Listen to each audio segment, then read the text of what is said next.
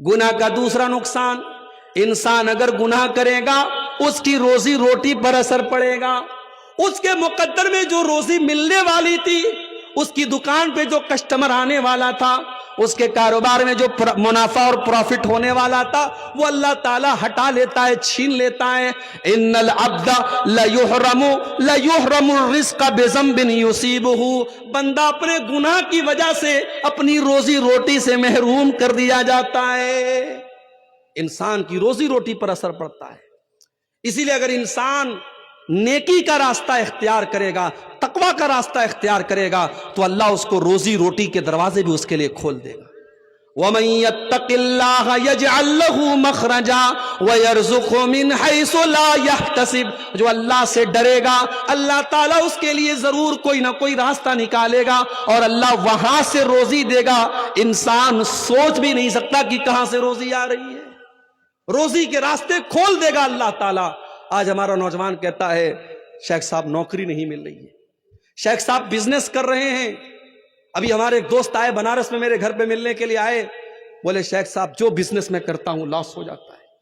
جو کاروبار کرتا ہوں نقصان ہو جاتا ہے،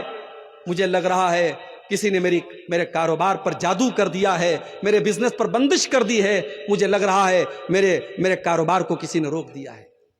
تو میں نے ان کو سمجھایا، میں نے کہا پہلے آپ غور کیجئے، کہیں ایسا تو نہیں کوئی گناہ کا کام ہو رہا ہے گھر کے اندر، کوئی اللہ کو ناراض کرنے والا کام تو نہیں ہو رہا ہے؟ اگر انسان گناہوں کی دنیا میں اور گناہوں کے دلدل میں اگر پڑا ہے، گھر میں زنا ہو رہا ہے، گھر میں بے حیائی ہو رہی ہے، گھر میں گانا بج رہا ہے، گھر میں اللہ کو ناراض کیا جا رہا ہے، تو آپ کے بزنس پر اور آپ کے کاروبار پر اس کا برا اثر پڑے گا میرے بھائی، کیونکہ اللہ کے نبی فرماتے ہیں ان العبد لیحرم الرزق بذنب یصیبہ، بندہ اپنے گناہ کی وجہ سے اپنی روزی سے محروم ہو جاتا ہے۔ اور اللہ تعالیٰ کا کلام سچا ہے، اللہ کبھی جھوٹ نہیں بولتا۔ اللہ نے قرآن میں فرمایا وَلَوْ أَنَّ أَهْلَ الْقُرَىٰ آمَنُوا وَاتَّقَوْا لَفَتَحْنَا عَلَيْهِمْ بَرَكَاتٍ